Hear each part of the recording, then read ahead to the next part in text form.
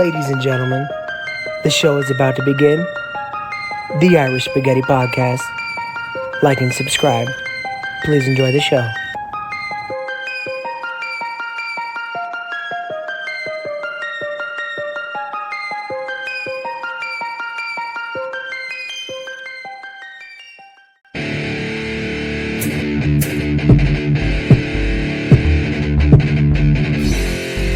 Born for greatness, but separated by birth, they have found each other once more.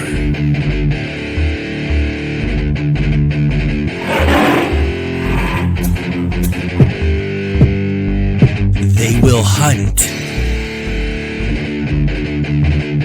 tracking game like a Cherokee Indian. No girls allowed.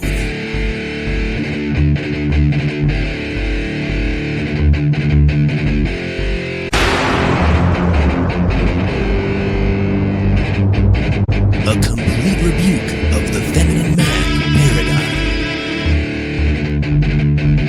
With great penis comes great responsibility. Look out, world. Real men are back.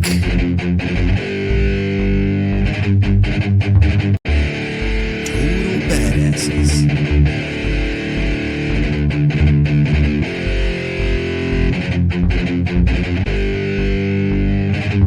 There will be guns.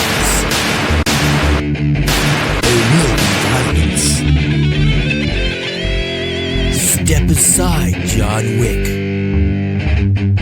On December 7th, get ready for Irish Spaghetti.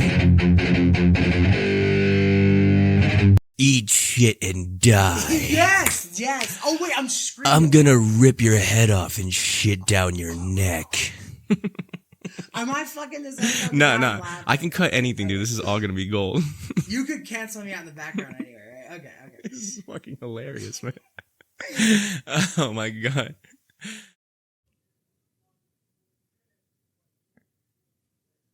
Ladies and gentlemen, welcome to the Irish Spaghetti Podcast. We're your hosts, Billy G, Nikki P. Nick, how are you? Very, very well. For the first time in about a month, I'm Dude. actually not sick. Come on, man. Yeah, There we fully go, healed. dude. Full penis. I have returned to full penis. So just waking up, you don't have any fucking symptoms? Rock nothing hard. Like that? Yeah, I have a symptom. As if fucking you're shaking at the end. Just one giant vein running through it. What was the last to go, man? The cough, like that lingering cough. The that cough. usually I sticks still have around? like that Zoolander like dry cough, but it's not like a productive cough anymore. Yeah. I think I have the black lung, daddy. Yeah, it's just like, yeah. That's He the last worked thing to go, one dude. day in those mines. But yeah, We've been down here for 20 years. what's his name? Vince Vaughn, dude, was one of the brothers. Yeah, Vince Vaughn was one of the brothers. And he but had like no lines. the dad was John Voight. And John Voight, that's right. He's like, "Would you come back here for a boy?" I'm glad your mother isn't here to see you become a fucking mermaid. Merman. The way he says Yeah. it. Oh, dude, it was so good. You know what's so funny? They Isn't it all had that alive? beautiful hair too. Like it was natural to the Zoolanders. Was the other brother Chris Kattan? No, he was some It fat was guy. Vince Vaughn. Was it? Yeah, it was just some fat guy. It was a nobody. Just some rando? I mean, maybe. Yeah, they all had the hair. But the Even, guy- even John Voight had the Yeah, hair. I remember the kid was heavy set. He was like, you know what I mean? Like it was really, hey Mikas or whatever his name was. You know? I love that movie. That That's is a classic. so fucking good, man. Dude. I was just like a fucking teenager, and I remember when they were dancing around on the thing, and you just seen those two mechanics that they're like looking at. One's like smoking a cigarette, and they're all having a gasoline fight. The gasoline so fight's one of my good, favorite man. scenes. That Hansel's so hot right now. So hot. He always says it. He's so hot right now. Mugatu is one of the funniest characters ever created. Will Ferrell is just such a juggernaut in comedy. And you know what's so funny? He's not the type of guy that's gonna write a big comedy special. Like, oh, he's a different kind of funny, man. Like He's another special. Yeah. There's no one like him either. Exactly. Any character that he takes control of, he like really like goes all the way into it. He makes it his own. He's funny. He's just a funny There's man. a handful of guys like that where it's like their brand of comedy is like Will Ferrell, Jim Carrey. There's no other Jim Carreys out there. You know what I mean? Jim Carrey, being real, dude, on like just like comparing talent, I think Jim Carrey's like way. I don't think anybody even comes close to him. Like even, and he's cool now too because I like him because he's always calling out Hollywood on their bullshit. But let's say he wasn't. Let's say he was like really like really drank the Kool-Aid in Hollywood and he was in with all those people and stuff like that. I'd still say he's just this massive talent that nobody comes close. I agree 100%. So good. Because even when he does do more serious roles or whatever, his acting range is there. He has real chops. Absolutely, dude. He could make Eternal Sunshine of a Spotless Mind. Was special, man. Like he did a lot of great shit. Have you seen I Love You, Philip Morris? Oh my God, I was just about to show it to you. Are you serious? I swear to God, I was about to recommend that. We just watched that, like I think maybe a week or two ago. Blew my fucking mind how good that movie. God. That is a phenomenal movie. Ewan McGregor, dude, yes. a great movie. Hilarious, deep, heartfelt, interesting, complex, a true story. Yeah, it's like gay Catch Me If You Can, but it was amazing. Yeah, it's so goddamn amazing. I love that movie. And it was so like out there, you know. That movie proves the point that we always say that you can make like whatever progressive, like that movie's about two gay dudes, whatever, but it's not trying to preach to you, and it's just a good dude, and you root movie. for them the what a whole movie, dude. time, dude. And he's such a comment. He's such a badass. My favorite scene in that whole movie. I'll tell you mine next. Yeah, is he walks up to the receptionist and he tells her this like minor joke, like it's just a silly little joke about a lawyer talking to somebody, and he's like, well, you always get 3 questions, and then like he's like charging him for every question, like, what's your other 2 questions? Oh, like, that's right. And then the joke cycles through. It plays telephone through the people and all their different like personalities. And the very last guy, it's some racist like dude that's in his firm, and he's like, so the Jew says to the, you know what I mean? It was so fucking funny. And he's just like fucking idiot when he walks behind him. Yeah, he was so fucking good. So for those of you that haven't seen it, it's a true story movie about a guy, this homosexual dude who basically lived life like a normal straight guy and hid his homosexuality. And he was married and like had kids and all this. It was like a great father, a successful guy, super charismatic guy, very smart, intelligent person, very interesting guy. And the movie starts out, he gets into a car accident at the beginning of the movie, and he decides that he's not going to live his life as a lie anymore, and he's going to be himself. Which brings me to my favorite scene is when they have him on the gurney, and he's like, I'm going to be a fag, and he's like, fag, and he's all beat up, and like the ambulance, what are they called? Paramedics. I'm sorry, thank you. The paramedics are loading him into the van, and he just keeps saying fag at different pitches. Yeah. He's like, fag, fag, and he goes, faggot, fag. He just starts screaming it. It was so fucking good. Dude. Yeah, he just starts banging out dudes and changes his whole lifestyle. I was gonna recommend that to you, but fucking tremendous movie. Our list of like shit that we want each other to see is so long, like so many different movies. I'm like, dude, I'm not gonna overload them with like another one, but dude, I was gonna recommend it to you. It's such an amazing movie. That it's a true story is even more mind blowing. That guy was a genius. When something's a true story, the first thing I do after I watch the movie is I jump on my phone and I start looking at like everything that they actually did and stuff like that. Homeboy escaped prison like 3 That's separate what I did times. more than that, dude. Yeah, just to go see somebody that he wanted to see. I don't want to ruin it, but I want to talk about it. Like the last one he did to get out so he can go see Philip Morris in the other penitentiary and like what he put himself through. Yeah. Remember they're like, your attorney's here, Mr. Morris, and they're like, what? He's like, what the fuck? And then opens the door and it's Jim Carrey. It's what was his name? Jim Carrey. What's the real guy's name in the movie? Philip Morris is the guy he falls in love with. That's the guy that he's obsessed with through the entire movie. But remember what was his name, dude? Remember Bruce? We just watched it. No, I have no idea what his name is. I looked at the real guy, but I can't remember. Whatever. Anyway, because Philip Morris, the name of the movie isn't the name of the main automatically character. Go to that. Yes. He pays this black dude as their cellie next door. And he's like, that dude's my favorite, man. My word is my motherfucking bond. No, but he gets all mad. So Philip Morris, Ewan McGregor, he's this little like really flamboyant, soft-spoken gay dude. Yeah. And he's like, oh come on, Luther, where is it? And and he was giving him kites like throughout the whole movie, and he looks at him, he's like, motherfucker, I ain't no faggot DHL. That guy was the best. He was the best. Dude, they had to bring in SWAT to turn down his music. Because remember, he goes, I want you to play the entire tape. And he's like, promise me that you'll play the entire tape. And that's when he's like, man, my word is my motherfucking bond. And he's like super aggressive. $10. But he's honorable. Yeah. So he's playing the song in the jail. And it's like this romantic song. So him and Jim Carrey's character could be like dancing in the cell together. I don't want to ruin the whole movie. But anyway, he won't turn the song off. So the guards are like, shut it down. It's lights out. Shut it down. He's like, man, fuck you. He just keeps playing it. And then they come into the cell and you could hear him like fighting with the guards as they're trying to make him turn the song off. And he just keeps screaming. He's like, my word is my motherfucking bond. Dude, I love that movie so much. Dude, such a great movie, man. Yeah. Can I just, I'm going to ruin it, man. I don't give a shit. Who cares? There's a part in the movie at the very end because he keeps getting incarcerated for impersonating like doctors and like doing all kinds of scams and insurance fraud. The guy was a genius, did wild shit, became rich multiple times off of all these little scams and bullshit, pretending to be a lawyer successfully numerous times, etc. So, and this was set back in the day, so remember why this hit him so hard, why they thought it was a death sentence. Yes. So in one of the scenes, they split them up, and Philip Morris goes to incarceration in another prison, and he's locked up in separately, but he just wants to be with him and just wants to see him again. This motherfucker, over the course of something like 6 months or something like that, stops eating, pretends to have AIDS, fakes medical records, makes calls as a doctor, gets himself transferred out of jail into a medical facility where he's being diagnosed with like death in like a handful of weeks, creates a fake clinical study program, calls as that doctor, has himself transferred out to this fake clinical study that doesn't exist, and escapes jail this way. Unreal. And I'm not even doing it justice. Like the way that I'm telling you is not even more as detailed as it needs to be. It's fucking astonishing. Many genius little like cycles that he covered every basis of everything you could. It was a flawless plan, and it worked. And the only thing that ruined it is that he wanted to get Philip Morris out of jail, and then he was a lawyer too, so he was going to take up for a lawyer. He got caught impersonating a lawyer. And one of the guys that he fucked over in the beginning looked over and he sees him, and he knew it was over. It was it. It was done.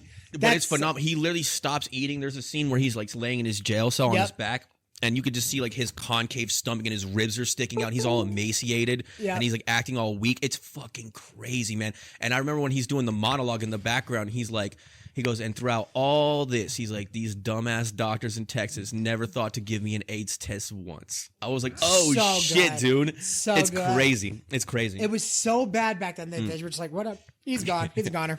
Love that movie, man. Yeah, it was great, man. Faggot. With that Jim Carrey flair, it's just charming as shit. The paramedics are sitting there bringing him in, having to hear this. They're like, okay, buddy, whatever. Nick, great movie. I just got hiccups. Did you? Well, this should make for a great show. Yeah, this is wonderful. Wait, no, it went away. Good. Make sure you do it into the microphone each and every time. Just every time. Hiccups are fucking annoying. And that's our show. He's like,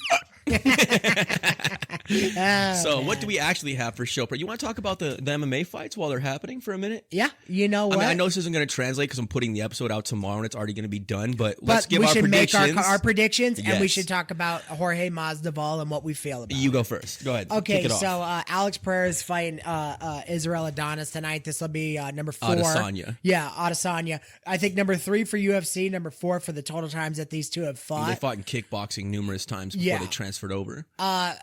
We were talking about this before. So Alex Pereira is like a bit of a weight bully. When I say a bit, I mean a huge weight bully. I mean the guy stands like 6 something, a total meaty like monster. Like imagine being like Shaq and shredding down so much that you can fight in a middleweight. It'd be insane. You know what I mean? Literally every single, because he's new to UFC and MMA. Every single MMA fighter, commentator, promoter, anyone who's come in contact with him, the first thing they say is, I can't believe how fucking big this guy is. Yeah. That's everyone's immediate assessment. So he's abnormal. And it's so funny that But he makes the weight, though. Yeah. And dude, honestly, he makes the weight. It sounds so immature, but all I could think is, that's not fair. You know what I mean? That's literally all I could think. Like that's what it comes down to. And we're not taking anything, but this guy is a warrior. Monster. Absolutely. But I mean, all I'm wondering is, would he be just as much as a monster? Like, let's say like light heavyweight or heavyweight? Well, that's what I always want to see. I want to see you like pick on someone your own size. For real. That's why I'm so happy to see John Jones move up, because as much as I adore him and he's one of my all-time favorites, like we talked about on his last fight, he looks like he's like a T-Rex and everyone else is like a velociraptor. Yeah. Like he's like a different beast. It's not the same. He's visibly Yes. twice the size of everyone he's in the ring with. It's so weird when you see him in the ring because it's like his legs when he's straight and his stance is always like real wide. And when he's in the ring, he's taking up half the ring. And his opponent is like going around. Imagine he could get to you in like 2 big steps, dude. Like you're so screwed with John Jones. And you know what's so funny? He's like, not for a second did we think that he would have any trouble with heavyweight, and he didn't. No. He went in there and just murdered because that's what he does, dude. Dude, he that is the rolled greatest through him. fighter. Oh my god, yeah. He literally casually walked across the ring and then put him to sleep. He started talking shit too because I think Surreal Gain like really like disappointed him because he's like,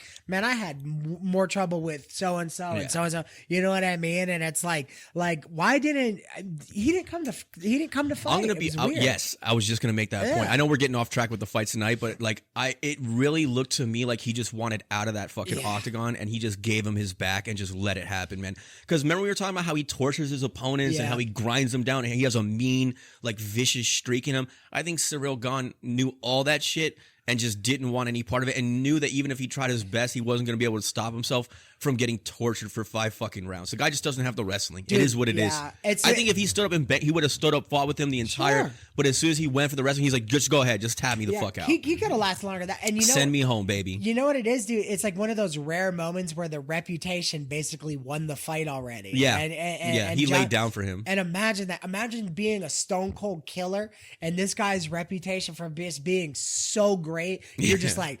And I don't vicious. know. Yeah, you know, oh it's kind of like the nerdy guy that like finally had enough with the star football player, throws the one punch and then just goes into the fetal position, and it's like, hey man, you got your punch off, you know what I mean? But it's like you don't look at Surreal Gain like that, like he's a killer. Yeah, he's a fucking monster. Killer, dude. That just shows you the greatness of John Jones. It does. But back to tonight's fights. Yeah. So we have the main events. We have Jorge Masvidal versus Gilbert Burns, and then we have Israel Adesanya versus Alex Pereira. You want to talk about Masvidal first? Yeah.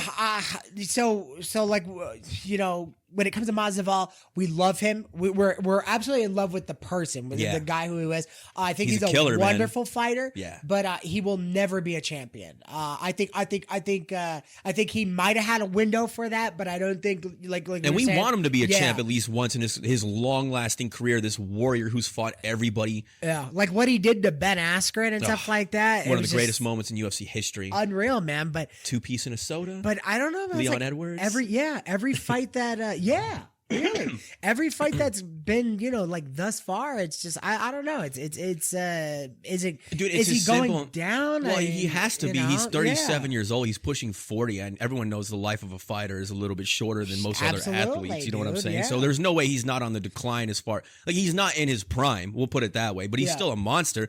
But I truly believe it just boils down to he just never got his wrestling to where it needed to be. I honestly believe that if he got his wrestling to where it needed to be, that he would have been a threat to every single person in the division. He would have been champion because he would have been able to. He could beat Kamaru Usman on his feet, even though he got knocked out in the second fight. I know that's going to be in the comments or whatever, but he is the better stand-up fighter. And if he trusted his wrestling more, he wouldn't have been so nervous worrying about the takedown. He wouldn't have gotten caught with that shot in the fucking first place. That's the reason why that shot landed. Let's be real. Same thing with Colby Covington. Like, he's a better overall fighter than Colby Covington, but that wrestling, he just can't deal with it. That's always his kryptonite. So if he was able to overcome that one weakness, that deficit that he has, I think that he would have been champ, if not once or twice. You know what I mean? And you know what? It's funny because it's like it's so hard to break that mindset when you've been successful with these for so long. Yeah, if you feel for 1 second things are going wrong, like, you know, if he does start wrestling stuff and he thinks things are going wrong, he's immediately going to retreat back to the old game plan.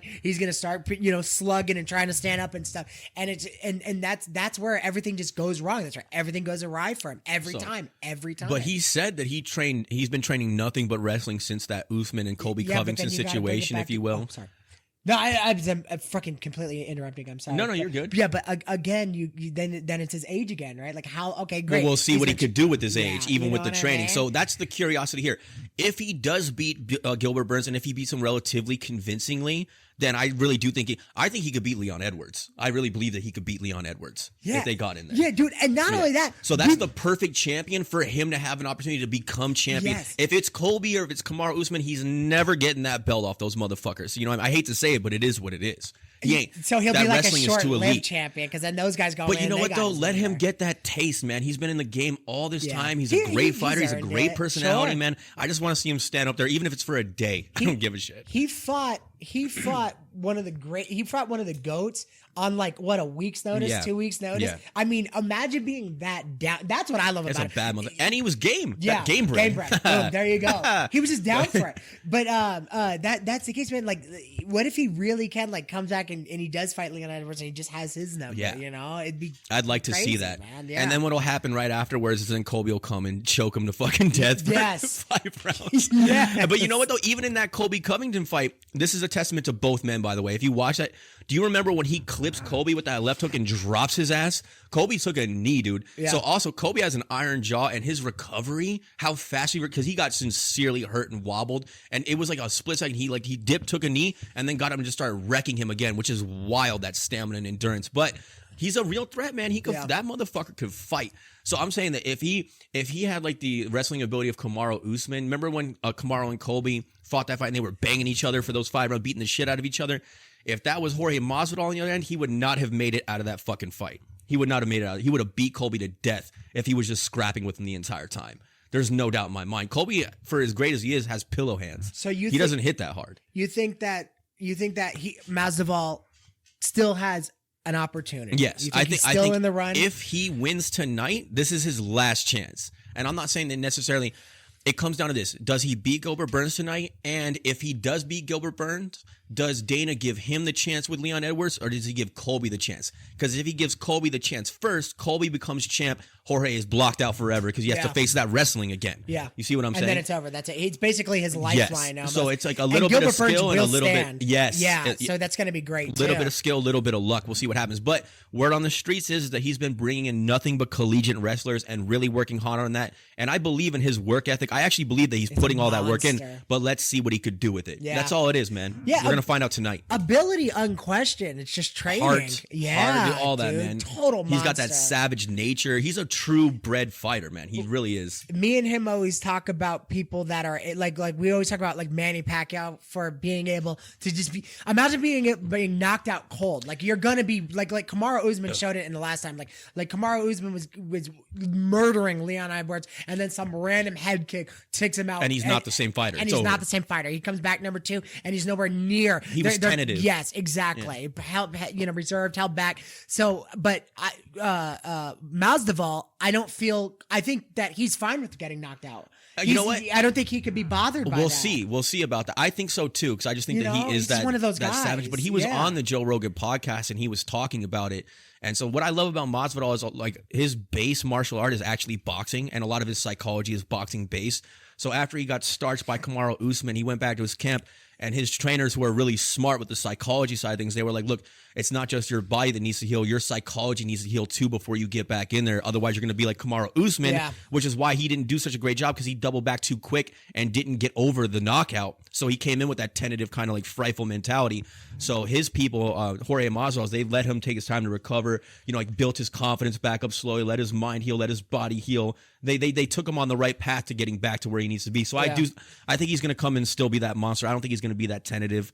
It's not something that's ever happened to him before. You know what's weird too? Imagine having a head like this. Like everybody you come across is like, you're one of the greatest fighters ever. And you got this massive ego on you now, and you got to carry it. And you're gonna just knock this dude out, Leon Edwards. Like, you got him. You know what I mean? And you're walking around with ego, and everything's going great for you, and life's just like this pearl, and you're taking advantage.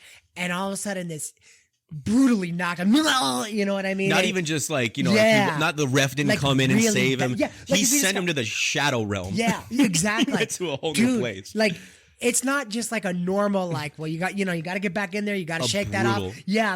Like now you're just sitting around, like, I picture him like in the loony bin, like looking around, like, dude, it's like, it's like climbing Everest and slipping on something and sliding all the way back down to the bom. Could you imagine what that would do to you? Shit. Yes. Like if he's at home and like his cat walks by his peripheral, he's like, and it's just he like just kicks the cat's cat's just staring at him. Dude, honestly, there's got to be some type of like PTSD or shell shock involved. The you know level what I of mean? knockout. I'm pretty sure he had a seizure, like a brain seizure. His eyes were rolling in the back of his head and shit. Dude, it was so funny because he took it like, listen, man. All right, I'm gonna tell you this right now.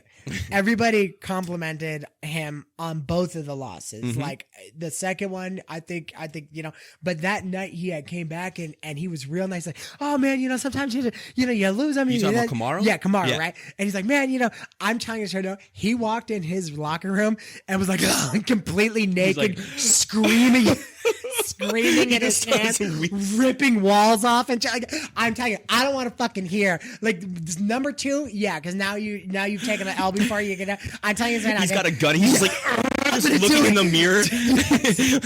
Dude, like the New York Giants kicker when they ran in the locker room and they found him making a makeshift noose out of towels and he was gonna hang himself in front of them. They came into the locker room and you just see his legs swinging. His coach is like lifting him up, They're like, God damn. giving him air. Sorry, I'm shaking the mic so much. We're excited. And he's like pulling the rope so he can go down again. Fuck that, dude. No, dude. I'm telling you, man. You don't put your body through what my he God. put it through to become the best. Have everything in the palm of your hands. Have everything, Dude. And then this fucking guy throws Kicks it just kicks right out of all him. the way. That's the Also, psychology, like dude. he was literally in the conversation of being the greatest middleweight of all time. If he just won that Leon Edwards fight, everyone was like, he's the greatest.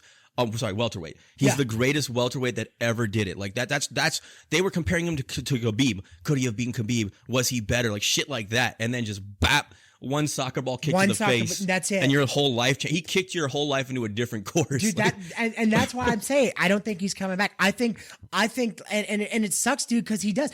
Kamaru Usman's still the same guy. He still has the all ability in and stuff here, like though. that. It's all in there and it's gone, dude. Yeah. And how? I don't even blame the guy. If I was there, dude, like let's say I'm like the world's greatest rock star, and then I just wake up one morning and it's gone. Like everybody like your just voice forget about it. doesn't work Yeah, anymore. and So then- you can't play guitar. Like, Yeah, it's like, dude, it's like how? Honestly, you start like questioning like life and stuff. You're Yeah. like, why? Yeah. And Well, that's he'll- what the yips is. Yeah, and he'll be okay. He will, but will he ever be The same? No, No. never again. It's No, never. absolutely not. That's why Manny Pacquiao is such a phenomenon, because he took that fucking knockout Yes. from Juan Manuel Marquez where he was face planted down, dude. Dude, he comes back and that does dude it. came back and he didn't change an inch. Yeah. The same confidence, the same savage, the same fight style, and he still has that chin. He didn't get knocked out again. He's never been stopped since. What an anomaly. That's Yeah. a rare thing, though. Very rare. But I'm telling you, I'm curious to see what Masvidal I think does. Jorge Masvidal. I think he has. So that. do I. I think he's so fucking gangster that Well, he's he like, nah, has- fuck it, let's yeah. do it, let's go. That guy is the real deal. Yeah. He has real violence in his soul. Like Yeah. there's something about that guy. I love in, that, in an man. artistic type way. Same with John Jones, man. You There's know, something in his eyes. he was such a badass in his neighborhood that I think that things really worked out for him. Like I think he's really appreciative of life. Mm-hmm. Like that he was able to spin his brutalness to make money for his family, and not just money, like good money. That fool was on the cover of UFC 4. He's That's amazing. like that's a couple mil right there. Yeah. And to come from, dude, the fool's from Miami Dade, like I mean, like literally night after night, fucking gangbanging, just crazy shit. Real street shit. Yeah, real street shit, like total fucking thugging. And to be on, I forgot the name of that group. Who did the fights though? The fights that they were doing. Kimbo Slice? Yeah, well they did The did backyard brawls? porno and they did the fights. Yeah. I know it what you're was that talking about. company. Yeah. And he gets involved with them, and he said that dude took him out. Like it was they own the porn company, they own the fight company with Kimbo Slice, and he said he took him out, and he said he took him to some restaurant. He said it was the nicest restaurant that he's ever been in, and he's like, man, I want this. And then Dana White was like, look, you want a shot? I'll give you a shot. He's like, but you quit all that shit, you that backyard fighting and all that shit. He's like, if I ever see you on that, I fucking swear to God, you're done. and he had to make that choice. So Of course he's going to make that choice, though. absolutely. And what it do for him? It put him in regulated sports, and he's great for it. So I love that dude, man. I do. I love that guy. People make fun of like his records, something like, oh, Journeyman George, and like he's lost this many, blah, blah. If you watch all of his fights, every single one of those, either you could have argued he won that fight or it was a split decision. Like this guy was never just dominated outside of Kamaru, like just fucking blanketing him in that fight. You know what I'm saying? Or Is like that what when he got did? in the first fight, he just like held him against the cage and stomped on his foot for fucking 5 rounds. That shit drives me nuts. Yeah, man. it I is. hate that. We were just talking about it. Yeah. That's why I never like Khabib. I could never watch Khabib fight. I'm like, I call him the Russian blanket. Is he even Russian? Dagestani? That's not Russia, is it? Yeah, Hazmat Khabib, and he wears that hat too. Yeah, he's Russian. I call him the Russian blanket. I understand his greatness. I see the strength. I see the fear. I see all of it. It's fucking boring. I don't like it. Yeah. It's not fun. It's not fun to watch you just run and hug a motherfucker down and hump him. Like Masvidal says, crotch sniffers, dude. I'm with him on that shit. Yeah. I like strikers. Is that what he calls them? Yeah, Crotch yeah. He's like wonderful. all these motherfuckers trying to sniff my crotch all the time. It's Yeah. hilarious. I Yeah. love him. Well, you know, he goes. He can't wait to sniff this crotch. you know what? You know what he's trying to do too, right? He's trying to get them out of that. Like, I ain't no crotch. But Yeah, you know. I'm gonna walk this back one step though. Yeah. I do enjoy one person's wrestling and one person's only, and that's Are you Colby talking about GSP? Chaos Covington. Oh, yeah, because his slipperiness and his work rate and his transition, exciting. It's still action. He's Yeah. not just laying on you and holding you down. That dude is like he's grinding you, and then all of a sudden he's fucking behind you, and then all of a sudden he's beside you, and taking his elbow or his shoulder in your face. And I'm like stuff. that That's shit great. is crazy. Yeah. Dude, it's crazy. But it's kind of like GSP. There's action there. Like, dude, honestly, like GSP is like one of the greatest fighters I ever lived. But all you remember is like Him just humping him dudes. just humping dudes, getting up, getting his hands raised, and it's great. And he'd come out in his stupid little karate suit, and he would hug him again, and just then, mushing his balls against Yeah. fucking buttholes the entire dude, time. and it's like honestly, I can't stand that honestly, shit. when it was him on the card. It's like it's almost like you're rooting for him because he's GSP. He's like Yeah. such a great You guy. love the guy. Yeah, you love the guy, but it's like, nah, skip this one. Yeah. And then it's like, oh, good, Liddell's fighting, and he's fucking knocking And people don't get out. us It's wrong, great. like we're acutely aware that like it's because we don't have a deep understanding of the wrestling art. Yeah. So I don't see like I'm a pool player. When I watch professionals play pool, I'm thoroughly aware of how difficult and like all the skill it takes to make that shot.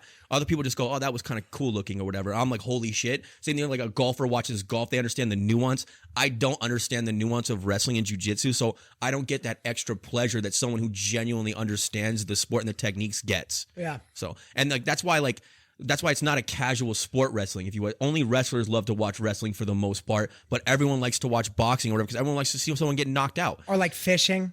Yeah, dude. How exactly. a guy that fishes could that's watch a great one, man. fishing. And be like, holy shit, like Yeah. the way he tugs the lure or whatever the fuck they do. Or, This motherfucker's using kettle bait, and you're sitting there like, oh, is he? really? Great. So anyway, Watching that lake flicker, and you're just like, dude, no. Yeah. That's so bad, man. So But hopefully yeah. Masvidal wins tonight. We don't think he's going to, but I No. want him to. But I mean, we're My more heart's with curious. him. Yeah, we're more curious where the road takes him from this fight. You know, I mean, if he's But- just going to be a head buster for the rest of his career, so be it. That's fine. You know what though? At least he got some paydays, and Absolutely. he has a good career. Dude has a good career. I'm curious if what he'll do post UFC, like No, he's got his promotion company. Yeah. He started, and that's what Roy Gamebred. Jones just fought Anthony Pettis on his card. So yeah, it's a Gamebred Promotions or some it's shit like gotta be that. some shit like that. But But really, no, good. Yeah, good for him. Yeah, Good. Yeah, I like that. I hope nothing but the best for him. He's I hope already a celebrity. Every endeavor that he follows is Yeah. just successful and wonderful. He's just one of those guys. Yeah, man. yeah. I'm glad that he actually got his name up there though, because dude's awesome. Yeah. He's special. He's fantastic. So, all right, so that's him. So now we're back to Adesanya and Alex Pereira. Yeah. And all right, so me and Billy talk about this. We're in agreement, so there's not going to be any argument here. Yeah. We just think outside like the weight bully thing and that he's such a big guy or whatever, he just has Adesanya's number. It's over. He's his boogeyman, and that happens sometimes. Lesser fighters beat better fighters if it's just the right guy. Like Antonio Tarver when he beat Roy Jones Jr. He's not even close. No. He's not even in the fucking neighborhood of as good as Roy ever was. But Yeah. he was just that guy that he just has his number. There's just something about that for some reason. like Anderson Silva and Chris Weidman. Shit like this, man. Yeah. Yeah. And like it's inexplicable. So I think that the difference maker between Adesanya and Pereira, it's not that Adesanya can't win, because he usually is winning the fights until the second where he gets stopped. I really think it's because that size and like his ability to absorb punishment, Adesanya can't keep this fucking guy off of him for the whole fight.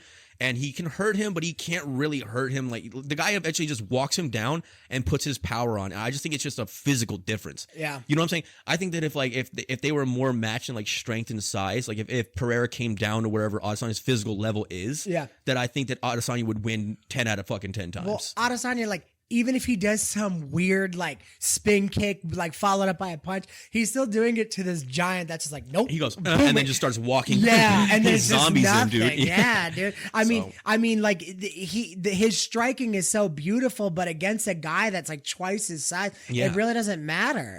You know. And no, we're not unaware that in the last fight he actually hurt Alex Pereira in the first round and clipped him and wobbled him and had him hurt. So it's not impossible. I mean, he's a very dangerous guy, Adesanya, but overall, shit that he does to other people where they can't close distance or he will knock them out, that guy can take. Alex can take and that he just shit. Walks through it every single time, dude. And it's and I don't know, man, it's just not gonna happen. And I like Izzy. It's like but then if he wrestles, he'll win. Where does he go from there? You know, that's the does interesting he drop part, weight? man. I don't know. You know, the guy's not getting much bigger. Like he did this fight. He can't drop weight, man. He was a monster in this fight. If he doesn't do it now, which we don't think he's he aware is of anyway, it. He talks about it. He's like, "This is my last chance." He's like, "I have to win this fight or else." And he's a likable guy too. I love Adesanya, man. I like all these guys are dope. They're all bad motherfuckers, dude. And Alex Pereira comes in, and he just cannot stop fucking with this kid. I think he was wearing the Pokemon jacket. Pokemon jacket. You think that boy ever dresses in a Pokemon jacket? Yeah, he's great, dude. And you know what's so funny? He's almost like retarded. So he's like, "You like Pokemon, kid? So I wear a jacket today." You know? And it's like, dude, Israel Adesanya has like so much style and so cool and stuff like that. He just has to sit there and go, "So?" You know what I mean? Like, what do you say to that? So fucked He's up, like, man. "It sucks." He just suns He's him a on bully. everyone. That guy, he's a bully. He's Adesanya's worst fucking nightmare. Yes. And he just keeps following him from sport to sport. Yeah. Like if Adesanya is playing pickleball like next week, I'm telling you right now, you're gonna see Alex come in with a fucking racket. Start going, "How about we play too?" Adesanya's just like he just loses his mind. Come on, man. You know? Yeah, dude. I don't know, man. He's a menace. Dude, I always wanted to show you that video because I want to know if you know that guy. Did we talked about because they come from kickboxing. Kickboxing's like still like kickboxing's such a huge sport, just not in America. It's weird, and that's where both of those. Which dudes it are is from. weird. I think that Muay Thai should be like one of the fucking most famous sports out here as far as combat sports goes. I love those guys. Those guys could fucking fight like crazy. I think they're the best fighters in the world if you add wrestling to those guys. Yeah. And I'm a boxing fanatic. Like boxing is my first love, always will be. Those are my favorite guys. But as far as like being a complete fighter goes, isn't that John Jones? Muay Thai, isn't dude. his Muay Thai and his wrestling like what he is? You know, it's an outrage. Yeah, it's nuts, dude. It's absolutely nuts, man. So that's the fights, guys. Like we're doing a fight podcast today. It turns out. Absolutely. No, we wanted to get off on that for a minute. When Dahlia, one of my homegirls, she was like talking to me about this. She was like, "The show's great. You know, everything's very entertaining." She's like, "You guys talk about fights a lot." Well, that's we what we love like. fights. Yeah. We love combat sports. Yeah. Also, upcoming again, Ryan Garcia, Gervonta Tank Davis. Another one too is watch Bam Rodriguez. If you don't know who he is, watch this kid. He's Who's a boxer. Bam Rodriguez? He's a boxer. I want to say he's lightweight or he might even be lower than that. He might even be featherweight or whatever. This kid is remarkably talented, a phenomenal fucking fighter. I love watching him fight. Yeah. Look him up.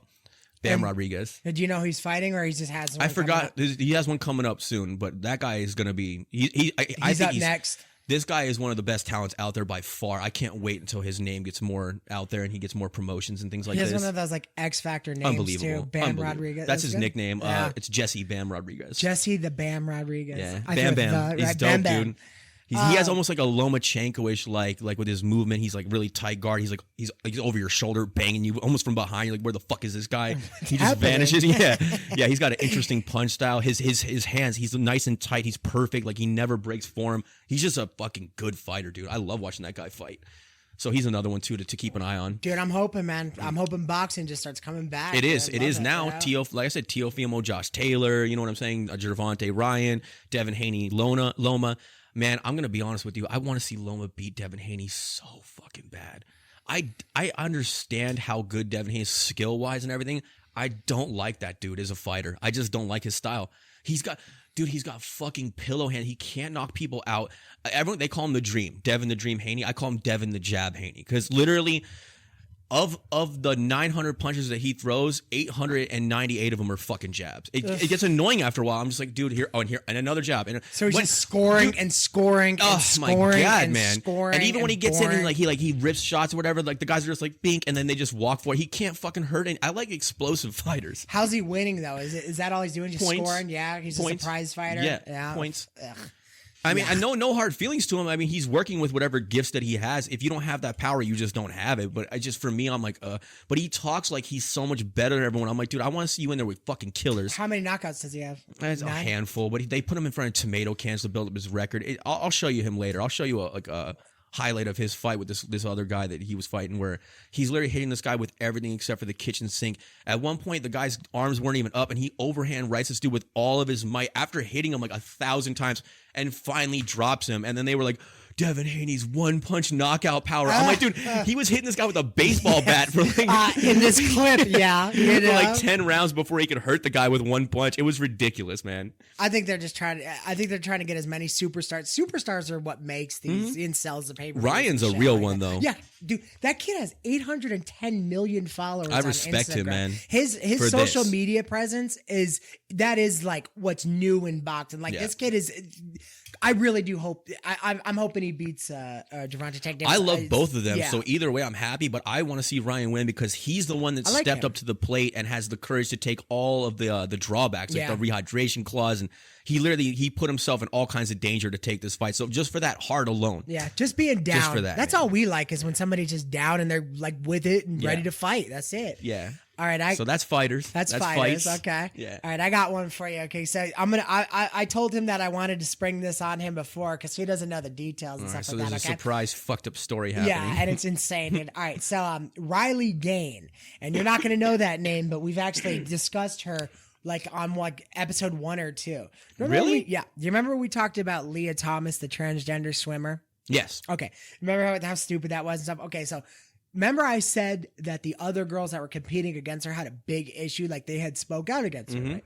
Yeah. Okay, so the one that came in second was Riley Gain, and you can obviously see why she's pissed off because she's who would have won. Because she's first in reality. Exactly. In reality, she's For first. women. Yeah, and she had scouts out there, and everybody was ready to do things, and that's why that must have like really like shook her the wrong way. So she's kind of done with that now, right? Obviously, it's been years and stuff like that. So she's moved on, but now she's a outspoken person for women's sports and everything that's going on in women's sports because I guess Tennessee had banned it or something like that. So there's just a lot going on with transgender competing in sports, and they're putting a ban on it, which they should because it's fucking sick, right? We can agree on that. Yes. You know what I mean?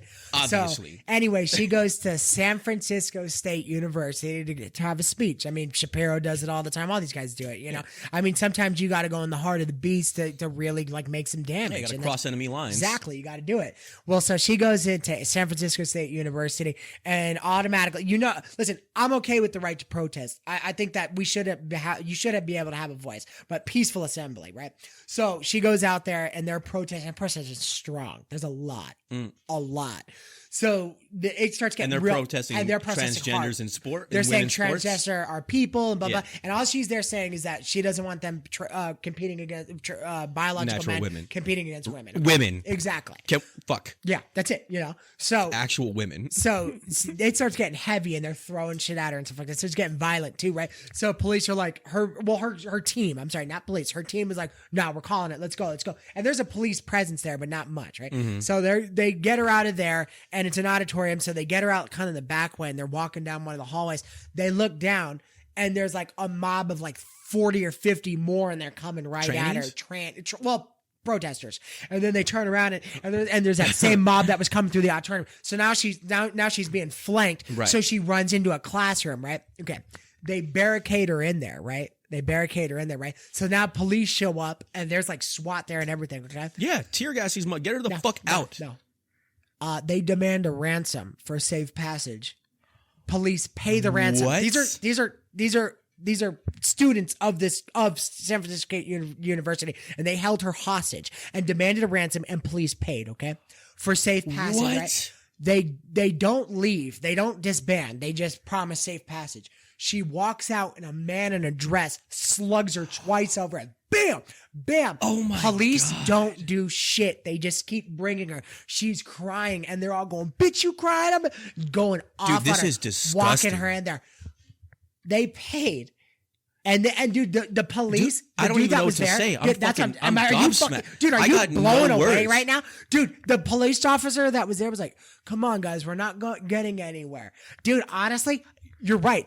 Any other state would have been like, you guys don't get the fuck out of here in 2 seconds and let that girl out. We're They should be getting arrested. Absolutely. Crowd dispersal, Bro, all they're that still shit. students as of right now. If San Francisco State University doesn't do shit about this, I'm telling you this right now, dude. Well, what do you think's going to happen? What kind of message do you think you're sending by letting that happen? Yeah. You know what I'm saying? Dude. You're literally sending a fucking signal out that you're Ransom. allowed to do this shit. Yeah. And by the way, do you think that they really give a shit about this cause if they could be bought so easy? You think it's really in their hearts? You think they really No, care? they don't care. It's just their own self-righteous, smug Yes. fucking, massaging their own egos and Yeah. saying, we care, when they could be bought in seconds. Imagine how dirty you are Oh, yeah. to be out there claiming that you're- you care. You're so fucking tolerant. Yeah, here's a 20. Can you move now? All right, I'm cool. I don't know how much money they handed out, but I know it was a bunch. This is like we were saying. This is the fucking dumbest and most shameful and embarrassing generation in all of Yes. human fucking history. Shame on all of us. I can't believe that we're watching this shit. I can't believe that we even have to argue or even like, you know what I mean? Like the fact that I even have to make a point and get pushback at all, that the rest of society's not automatically like, yeah, you guys are fucking wrong and this is obvious and shut the fuck up and let's be done with this. Yeah. The fact that it's even gotten this far, that I would even be considered evil for saying what I'm saying right now. Shame on all of us, dude. Shame on this fucking generation. Dude, could you imagine some dude just giving some chick some overhand right and that twice? creepy fuck's a hero, Dude, and he's a to them, hero to in them. their eyes. This sick fuck Dude. beating up a woman, a man beating the shit out of a woman in front of fucking a mob of people and in front of the cops and nothing happening. That is deplorable and disgusting. It's disgusting. That guy's a piece of shit. I want to fuck that guy. That's up. what I'm saying. I'm thinking in my head, I like, want to beat that dude's ass and take his dress. I would have went down harder than anybody that day because I would have went at him. And then, you know what's so sick? That him hitting her is okay, but me hitting him, they'd go, you're beating up a trans woman. And I'm the piece of shit. But the real woman can get her ass beat by a real fucking Yes. man. Get the fuck and out of these here, are, man. Dude, these are feminists. These are so-called feminists. It is so backwards. garbage. It is so, I mean, like, pun intended, it is so ass backwards, dude. It is so backwards. It's so weird, dude. None of it makes any sense. Everything cancels out the next thing. You know what I mean? It's like you're feminist, but you want men kicking the shit out of you every step of the way. Dude, it's mass psychosis. None It of this. is. Everyone is confused. None of this makes any fucking sense. This is ungodly. That's the only way I could put it. This is Sodom and Gomorrah level shit. We Yeah. need a fucking flood at this point in time. I'm gonna start building an ark, ladies and gentlemen. That's where we're at. That's where we're at. You can't reason with these people anymore. It's literally insanity, hysteria, violence, lashing out, anger, hate, persecution. No one can talk. No one can have a point if it's not their point. Strong arm propaganda, taking of rights, mental manipulation. Like, this is a bad time we're in. weird. We're in a bad time. And just because the TV looks nice and we got a couple of fucking like luxuries in our lives it does all not mean. back. Yeah, fuck that. I'd rather go live like a pilgrim, bro. Yeah, really. Or how about this? Just even like 30, 40 years ago, give me a bubble TV with 3 channels. I don't care, dude. It was so much happier Yeah. and a better time. And Chocolate, everybody was, vanilla, like, strawberry. logical. That's all we need. That's all we need. That's all we honestly need, dude. all we need to. With the, Enough already. Nobody needs to add 47 marshmallows with hot drink. You know what I mean? It's all gone too far. Food has gone too far. We have gone too far. Kids, you got immature kids running And when the you world. get to the center of the sundae, a Cinnabon. It's just disgusting. dude. See, what you do is you cut the donut in half, and now you have a burger bun. And you're like, I never thought of that. It's fucked, dude. It's Yeah. so weird. Shame on us. This empire is destroyed, baby. This is fucking terrible. Dude, you know what?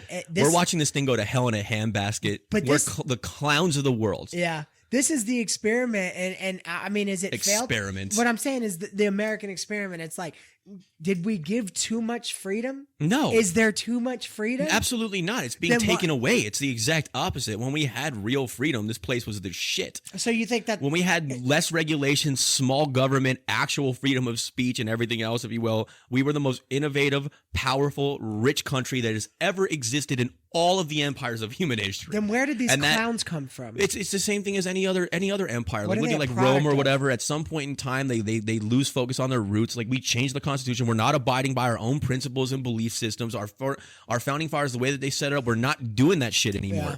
And we're calling this progress. What progress? What is the progress? What? Mental illness is at an all-time high. People are cutting their dicks off and shooting up schools and fighting in the streets and destroying private businesses and burning down their estates and destroying people's lives and yelling and Sad. screaming for differences of opinion. This is progress. Good fucking job. Yeah. Good fucking job. We're progressive, beautiful, Disgusting. Yeah, look at what you've done to this. I'd rather place. regress if this is fucking progress. Really. I think we were further so many years ago, and that's odd. No to shit. say. We always talk That's about the odd, 90s, man. yeah. We had it nailed in the 90s. Yeah, We're it was right. wonderful. We're right dude. about that. It was just in between that. Oh, but there was sweetness. so much intolerance. No one and the gays and the trans. Oh, this is better? This is better. I want them to be around too. We don't need to be fighting and screaming and burning down shit and attacking people. We can have differences of opinion. I'm not saying that I don't want them to exist. That's not what I'm saying at all. This is not better than what we had then. The damage and the pain that is being caused now is worse and more exponential than what was happening then. Yeah. So these people that have been oppressed and all the intolerance and they've been pushed down and they were persecuted and all this shit or whatever, and now that they're unoppressed, now they're going to become oppressors, and that's okay. Yeah. Like, I don't care if it's them doing it to us or us doing it to them. It's wrong on both fucking sides. And I don't give a shit about your stupid ass excuses. I don't want to hear it anymore. This behavior is unacceptable. Yeah, and you're right. You're right. Intolerance. fuck. There's not any less intolerance. Now it's just coming from both sides. So everybody just fucking hates everyone. Stupid. It's sad, dude. It's so bad. Shame, And, dude, shame. I'm sorry. In the 90s, I knew it was bad to be a racist. I'm sorry. I knew it was bad to be a racist. Yeah, we all even then. fucking did. Everybody knew. Everybody knew. And it's just such shit, dude. It's a lie. And everybody had opportunity even back then. It's so bad right now. Oh my God. So when I saw that story, dude, I wanted you to, That's you to hear astonishing, that. man. I It's didn't expect that. insane, Now I man. know why you Dude, surprised me with dude, it. and I'm wondering, and when they hit her and they just kept going and stuff like that, I'm thinking in my head, I'm like, dude, like, so She should stop advocating. I know that cops have their balls in a vice script out there because it's like their whole lives get ruined if they stand up and actually say the right thing. But when do you put that aside? Not if they support each other. Exactly. Not if one of the cops does the right thing and then they come to persecute and all the other cops band together and go, Yep. no, that's our fucking boy and he did the right thing and fuck you, and they stand beside each other. That shit will end. Yeah. That shit will end. You got to stand up. You got to Dude, stand yeah, up, man. what- This has to be taken back. It's not going to stop on its own. Yeah. It has to be opposed. It has to be opposed. That's where we're at. I'm getting sick of that. Hey man, you got to play the game. No, fuck outta here, man. Exactly. Fuck you. You took that badge. You do the right thing. Yeah. You swore to that oath. Or fucking don't be a sick. cop. Exactly. That's it. Then don't get into place of power and move over for somebody who might Which I don't know actually why stand up for what's anyone right. would be a cop anymore. No, God, no. They should all quit. They should. How about that? Band together. They should all quit. I'm telling you right now, things will go back to normal in a week. Well, that was fucking yeah. week, That you was know? surprising. Yeah. Holy shit. All right. that Well, crazy? Yeah, here we are. What's next? What did we? Oh. What did we had one other one that we definitely wanted to talk about. Oh, Anthony Cumia. Okay, this is more nuance and niche for us, but Yeah. people that But we're gonna put it. Let's put it in the title so that people that do care can see. You know what I mean? All we right. always talk about that old radio show, Opie and Anthony, and how much we love Anthony Cumia, and that was a lot of our inspiration They for the influence style of us, show yeah. that we do. And those are our guys. Like I love those are my legends. Like if I saw Al Pacino, I'd be like, that's cool. But if I saw Anthony Cumia, I'd be like, that's the fucking guy. So that's where I'm like, oh my God. You know what I mean? Starstruck. if you will. And although he gets a lot of shit these days, even Opie, because don't forget Opie when, too, man. yeah, when you were He was a listening to big that part of radio my back life, then, dude. and you didn't know that he was pissing those two off, you were like, yeah, Opie. You even fucking care back then. It I was a still love wonderful Opie, time. man. Jim Norton, little Jimmy Norton, one of the greatest ever, man. Oh, it was just the such an best. amazing time, and they brought so many talents out. I'm going to give you some of those names: Patricia O'Neal, Bill Burr, Amy Schumer, Colin Quinn. Now, Amy Schumer when she was good and stuff like that. Now I know a lot of those guys. I know a lot of these guys changed and stuff like that. You know, obviously, but they all owe Opie and Anthony a big debt of gratitude for helping them along the way, because I promised you a lot of them wouldn't even be known today. A little if it thank wasn't you. for that show. Little thank you. That's it. Thank you, fellatio. Yeah. So Anthony Cumia should gets be on his. sucking- Yeah, they should really Sucking should. him off, dude. He made their careers. Yeah, and him He too. gave by the way, he gave him. underground comics a platform and put them in the public eye because he believed in their talents and wanted to expose them to the world. And guess what he gets in fucking return? You want to tell the story? Iron sharpens iron. These fuckers all knew that they could go on there and he'd be funny enough where they could show out too. But so His generosity. Yeah, really. So Anthony gets on his show the other day and he surprises us with a story like that, which is unreal. Their security that worked up there, another guy who wouldn't know any of these people if it wasn't for him. Club Soda Kenny was their security. Just pick him up, bring him. He was like he was an ex-cop or an like FBI, something like that. I mean, he was law enforcement or something like that. Anyways, big guy, strong guy, knows how to kick ass, and he does security for a lot of these guys now. But he worked with Opie and Anthony for years and years. You would hear him talking to him in the studio. He would be on the show. Like he was even helping out. He was like Compound family to Media these at guys. first, Yeah, man. He was like running Compound Media at first. Yeah. Too. So all the contacts and connects that he has is because of these guys. Right. So keep that in mind. So they paid him truckloads of money over the dude, years. ridiculous. He is such a well-off guy because of that. So Anthony gets on the other night and he's telling a story that he goes to the Laugh Factory in New York, which is like such like a cult place for comedians and stuff like that, because that's where a lot of them get their start. Little Was like it the hole in Laugh wall. Factory or was it the Cellar? Was it the Comedy Cellar? Either way. Okay, I didn't know if he was at the Laugh Factory or the I think it Comedy was the Cellar because he was talking about the table at the Cellar. He's like, this is a shame to that table because that was a table that Patrice and all those guys, Keith Robinson, all of them sat around and shit on each other and bash each other. He's like, now these people are fucking sitting No here. shit. Yeah. I think So it was just the a Cellar. big slap in the face. Okay. I know a lot of you are not understanding what we're talking Yeah, about. but- We're kind of in our own little nerd Yeah, for culture. the one that they do, Yeah. you'll get it, you know? If you skip ahead, if you don't know anything that we're talking, I'll put in the chapters. So if Yeah. you want to skip this portion, feel free. But we're going to talk about it for a minute. Or go look these guys up and realize what we're talking about, like why it was so special, who amazing. they are. So he sees, so they've had issues over the years because I guess Bill Burr's wife, everybody knows Bill Burr's wife's kind of like chopped his balls off and like kind of made him like kind of Castrated. scary about, the jokes that he says. Bill Burr's married to a black woman. Fine. Who gives a shit? But when you start fucking with his head and his career, that's when things get weird. So he's kind of PC now. Amy Schumer's obviously completely gone off the deep end. She's fucking nuts, So Anthony said that they had the Patrice benefit, and then he went to the Cellar that night, and he had seen Club Soda Kenny walked in. Now, keep in mind, he gave this guy a career, and he starts yelling, Kenny, and he's like trying to get They're his friends attention. in his They're mind. friends. And Kenny like looks at him with nothing but disdain. And ghost him. And then behind him, Bill Burr walks in. Now Bill Burr, he knows there was a problem with Bill Burr, but a lot of his comedy friends were telling him, listen, you need to squash the shit. They were friends before. They were so funny on the radio together for so many years. So Anthony's like wasted. He's like, fuck it. Let me go say what's up. See if I can't like say hello to these guys, and squash the shit with Bill Burr. I think that's how he used it. Like squash shit with Bill Burr. So he gets over there and he walks over and he goes, Bill. And Bill Burr gives him that, dude. Like that typical Bill Burr dude. And he said that the tone he used, he could tell that it was a mistake almost instantly. I should have never fucking done this. Dude, and I know that feeling. Yeah. You know that feeling. And he goes, you think why are you talking to me when you say that shit about my wife? Like it's real, like mean and shit. So Anthony goes, Anthony's okay with an argument. Realizes that there's nothing to be done here. Exactly. But he's okay with an argument. He's okay with talking through these things. If that's how he feels, talk. Let's get it out. He's a mouthpiece. He's always been. He's wonderful at that. Yeah. So he goes to retort to Bill Burr saying that shit.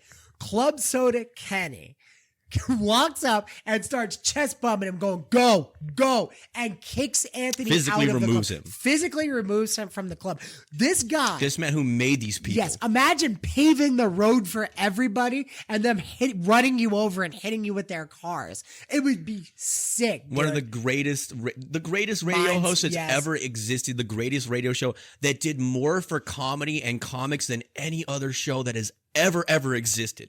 All these people made their bones on his show. He was the man that they had to come and see, and that guy was a kingmaker, and he opened these doors and helped these people and made them who they are, and now he's getting his face spat upon. Yeah. It's unbelievable. No respect. None. No respect for this great fucking man. The famous Philadelphia rant that Bill Burr did, that was an O&A virus show. tour. Yeah, that was an O&A show. Yeah, literally that rant made him Made famous. him. Made and him. O&A put on that fucking show. They did it every year for a handful of years or whatever. But he would have been headlining a fucking How do you have barbecue the in audacity? Temecula that night. Yeah. if he wasn't there. It's and that's crazy, true. man. It's fucking crazy. I used to love Bill Burr, but I'm done with that shit, Dude, man. Bill Burr sucks. So his last 4 specials were absolute shit. And you know what, man? I promise you, oh my God, I promise you, if he was still good and he did this to Anthony, I would say he's still good. He's not.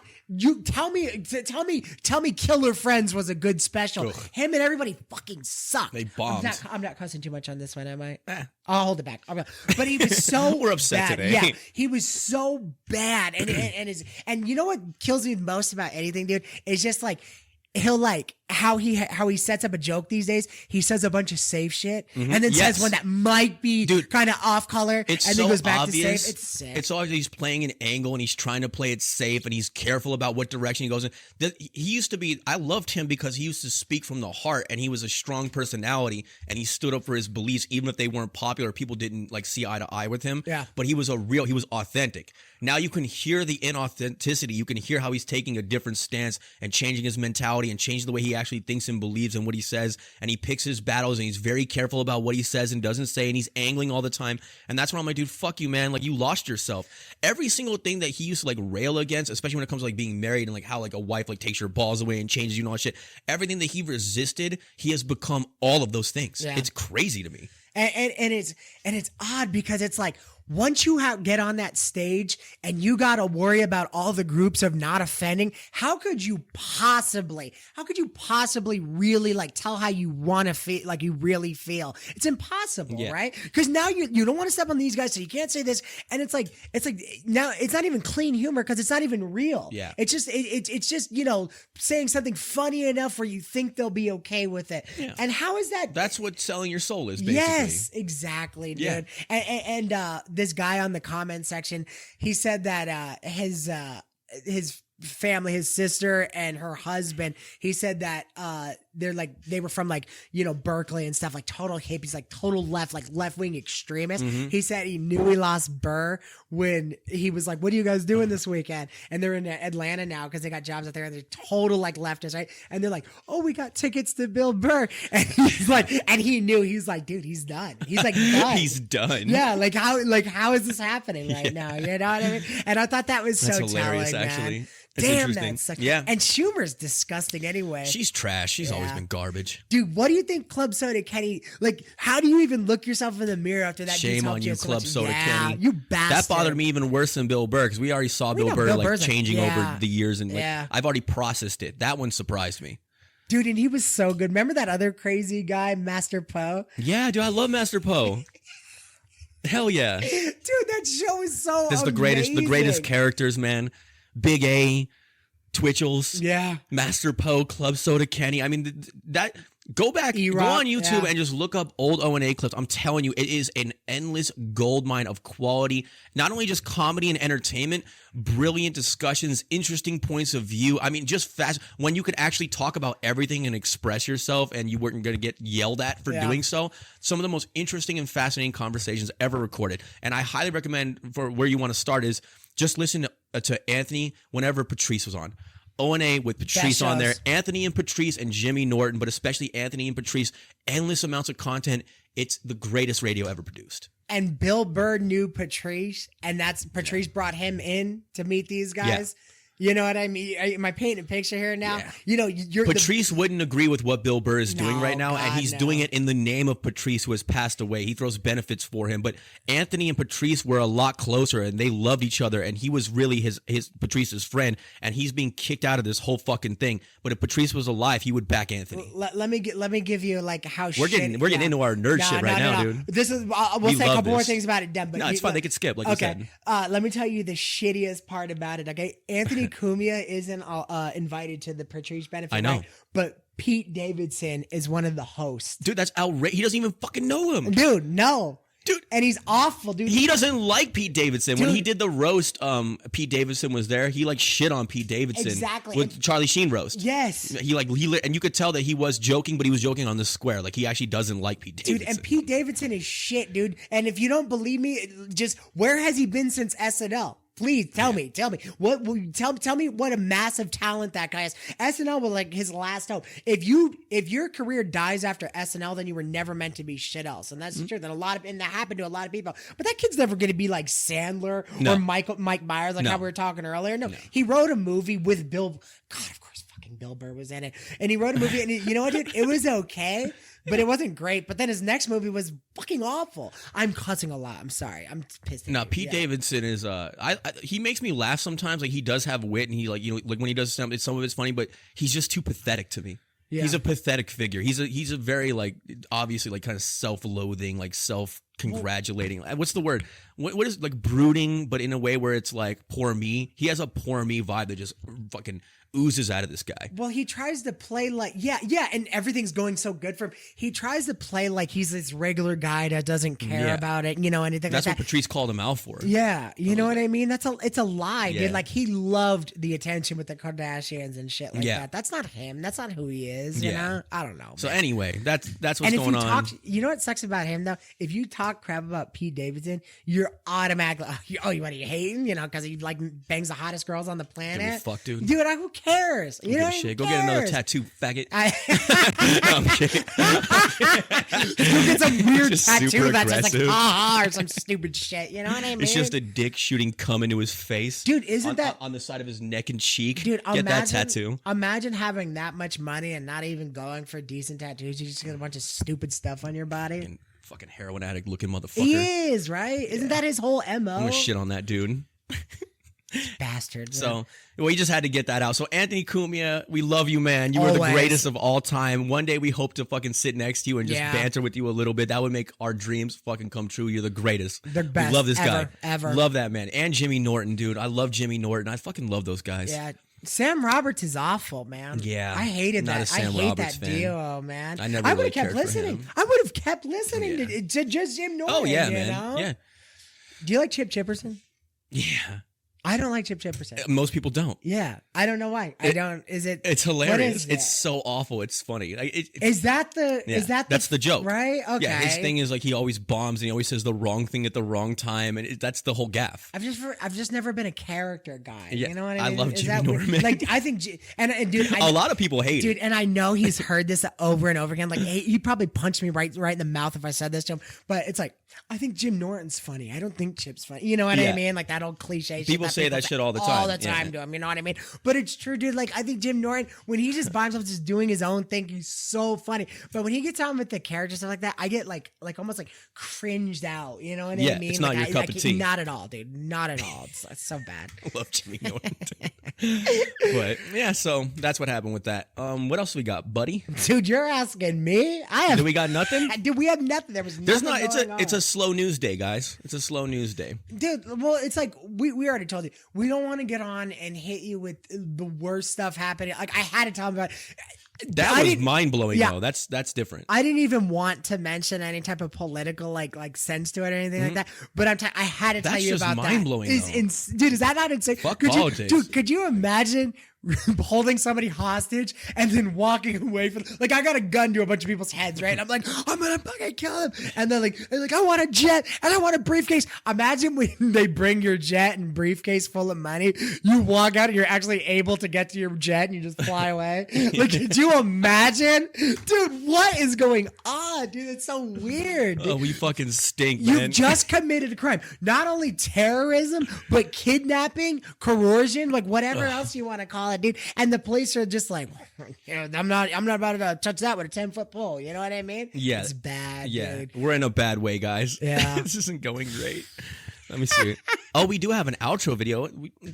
You want to get into it? Let's just do it. We got a clean hour done today. Nice, easy ones. We're trying to make up for content and things like that. Also, we just love doing this shit. I could fire this thing up and just bullshit every day. Listen, here's the truth. In all actuality. There was nothing going on, man. We're here for you, but we can't make. Yeah, we can. Ta-da! Yeah, we can. We did, right? Yeah. Really, realistically, we got a hot just hour. start talking and shit just starts happening, man. That's how we are. That's how we do. Okay, well, all right. So this we love video, this kid. this is a DoorDash driver who gets a $1 tip, and he's not fucking having it. But although I agree with him and he's hilarious, he's so angry that he makes a couple of embarrassing mistakes, And it's just gold. Anyone who's worked in any type of like tip position, I was just about to say that if you've ever done tips before, then you know exactly where he's coming. And you know what? Honestly, we should all give this kid a handshake because you felt like doing this. But if you've ever had so much rage, like you're drunk on rage, and you start like doing stupid stuff that you wouldn't normally do, I promise you, look at him and you know exactly what it feels like. It's a pretty short clip, so I'm gonna let it run on a loop like maybe 2 or 3 times because there's a couple of little details that you might not catch the first time. But remember the second throw. Yeah, second throw. I didn't see that until like the 4th time we watched it. We really love this kid, man. This kid fucking rules, man. This is what I think you a $1 tip. All right, here we go. It's time I order with DoorDash. He sees the money. Like he drops the second soda. Okay, now watch it. Picks up the sandwich. This is where he wows the fuck out. The wet grass. He just runs off and we're gonna do it again. But look at the first soda throw and like the look on his face. We know this is Yeah. I love it. He kind of looks like an angry McLovin. Dude, I love him, dude. He's fantastic. Wow. Dude, imagine driving around in the rain for these people. Last time I ordered with DoorDash. That's what I think of your $1 tip. This kid's a fucking hero, man. What a great guy, dude. Honestly, man. And I'm telling you this right now, you're not above that. Every human's felt like doing that before. Honestly, I think it's cathartic. Like that kid probably went through it that day too. He probably had a bad day of just like dollar tip, driving across town, shitty things happening to him. We've all been there, man. I remember here's a quick story. When we were working at Besso Steakhouse, my buddy Joey, this guy is the greatest food server that has ever existed. I mean, just polished, class, well-spoken, nice guy, heart of gold. Like just, he's perfect, man. This guy he's a machine, how good he is. Yeah. And even we all have these days. Absolutely. So we were having a bad day or whatever, and this is fine dining. This was Eva Longoria Steakhouse, really upper class shit. And he serves his table, and I mean, like I said, this guy gives above and beyond brilliant service. He's not a normal waiter. Like, it's an experience to sit in his section. He takes excellent care of these fucking people. They're like, you were the best server we've ever had. Thank you so much. You made our whole experience. We appreciate you. We're gonna come back and visit you again. Just over the moon singing his praises. And they drop the check or whatever. He comes back, and it's like, the check was like somewhere like $500, and it was like a $10 tip, something like this. Yeah, it was. I mean, just garbage. Dude, all right, so this is in Crystals inside of Aria at the high-end mall. Like, no one that doesn't live here is going to understand what I'm saying. But anyway, so you have the front of the restaurant. Here's the opening, and it looks into the high-end mall. And then across, there's an elevator bay that goes down to the parking garage, right? So you could see it from the door. So they're walking towards the elevators. And I just see Joey just fly to the front of the restaurant as they're walking. Because he goes, thank you guys so much for coming. I look forward to, like, serving you guys again in the future. And he came out with the book, and he's just shaking the book, and he goes, thanks again, and screams it at him, dude. He screamed thanks again with all this anger and this hostility and rage, and they literally kind of like shook and pulled back because he was so fucking pissed. Did he get in trouble?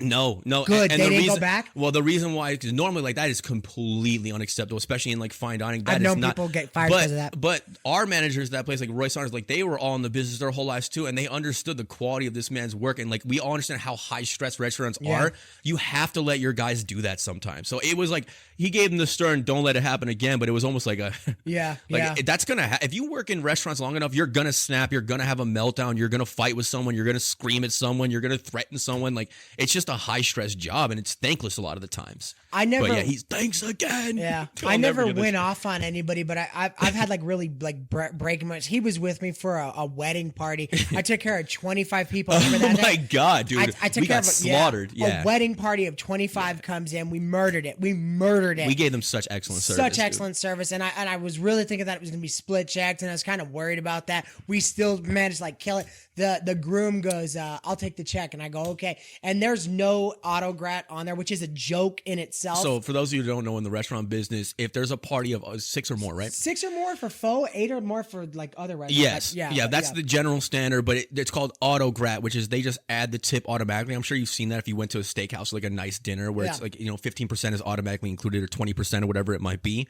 and then you can over tip if you want, but that's on the check. So they have to give you that money. Yeah. We don't have auto grad at our restaurant for some unbeknownst reason. Sick. Yeah, so we have a party of 20 and carry on, sorry. So 25, right? 25, yeah. Yeah. So he hands it, and I think I was sure to like show him. I think I circled it and stuff like that, you know, like to let him know, you know, hey man, I'm not making anything on this. Like anything you give is what I'm getting.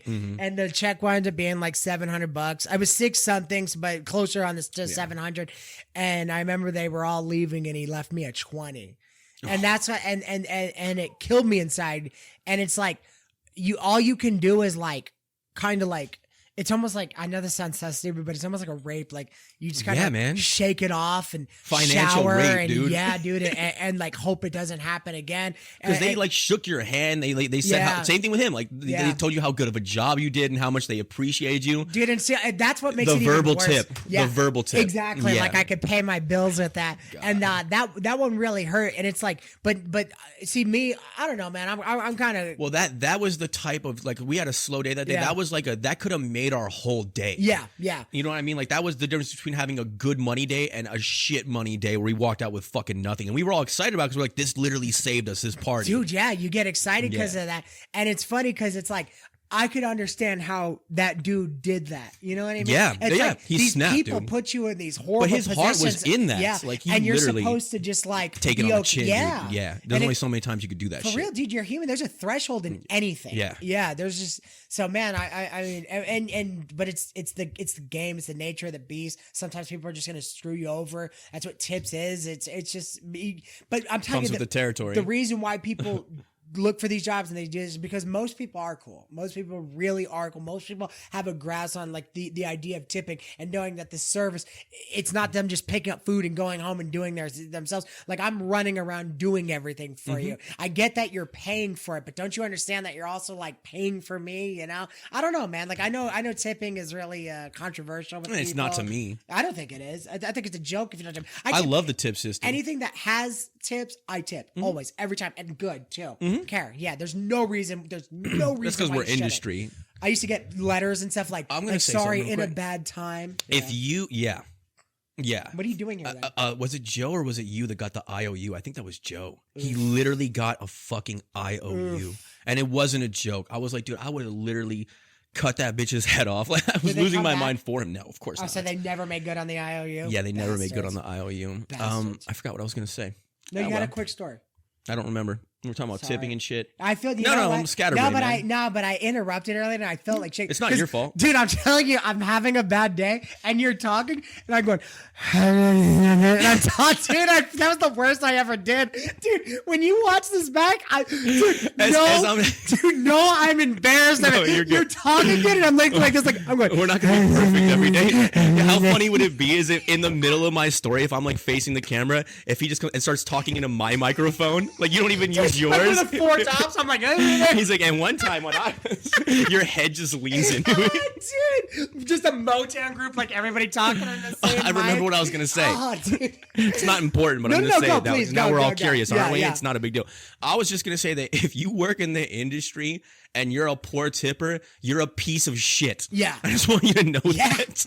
Dude, how do you That's do all. that? That's all I wanted to say. It's insane, right? You are a piece of fucking shit if you work in the industry and you're a bad tipper. Yeah. I have names in mind. If you're a cop and you sell drugs, you're a piece of shit. You're a piece of shit, bro. You ruin people's lives for that stuff and then do it yourself. If you're in the industry and you tip like shit, Yeah. you honestly should be hung. You should You're be dragged disgusting. out of your home and beaten in the fucking street in front of everybody. And I'm telling you, we know them. We know them firsthand. I'm telling you, Yeah. those are the ones that when they do get a shitty tip at work, they're like, That's "Fuck what them. blows my They're mind. the worst. Dude, you know, that it's shit, like, yes. And but guess what? Here's the thing, dude. It's like being a poor or cheap tipper is inextricably linked to being kind of a piece of shit. All those people are kind of assholes, right? Like they're like there's parts of they're like narcissistic or they're kind of Selfish. mean or Yeah. dude. Yeah. Yeah, there's like bad character qualities that goes around that. I hate lack of generosity. Yeah, yeah, and man, oh my God, like going from a $5 to $10 tip is so minuscule and just like nothing. And it You changes. can't give that up. Exactly. That's going to change your life. What It'll are you change gonna that do with guy's that life. point? Yes. Dude, it's $5 for like a gallon of gas right now, Yeah. dude. You're telling me that if you go out and run somebody for 20 minutes to an hour, you can't throw in that extra $5. It's sick, dude. Yeah. It makes me sick. Yeah, it's pretty dude. wild. Yeah, it's weird. It's people act like every check that they're getting, they have to tip like 40, 50 bucks, and just not Horse the case, shit. dude. Stay home. Yeah, really. Cook dinner. Really. What the fuck are you doing? Don't come out here and make me do it for nothing. It's ridiculous. Anyway, that's our show. No, I'm kidding. Yeah, no, but Are we is done? it? Yeah, we're done. I think we're done. Well, you know what? Oh yeah, we're at hour 15. It goes by so fast, man. Dude, come Hey guys, we know that we were kind of manic and all over the place on this Cares. one. Like you're gonna see all of our personalities, all the different sides of us. We spun that We're having from a good nothing. time, man. We're we having a good spun time. that from nothing. That Also, was good. the Big Lebowski is gold, right? That's pretty good. I love that one. You're entering a It world turned of out. pain, Donnie. Or no, yeah, you're entering a world of pain. Bet one of the best. He's gonna watch it. One of the best comedies ever made. Easy. I can't wait. Easy. I've never seen it. I Do gotta you get on remember? that. Do you remember my what I told you? Right. You got to that The golf? saying, right? Obviously, you're not a golfer. Yes. Remember that. Yes. Okay. I'm gonna text you as soon as I say. I'm like, all right, Okay. I got it Yeah, now. you know, I fucking okay, get it. That's great. But All right. do your thing, man. Take us out, man. So this has been episode 24 of the Irish Spaghetti Podcast. Always remember, have your conversations, not their conversations. Talk to your friends, talk to your family, talk to your community. Let's get back to being people again and loving and respecting each other. Have a good day. Peace. God bless.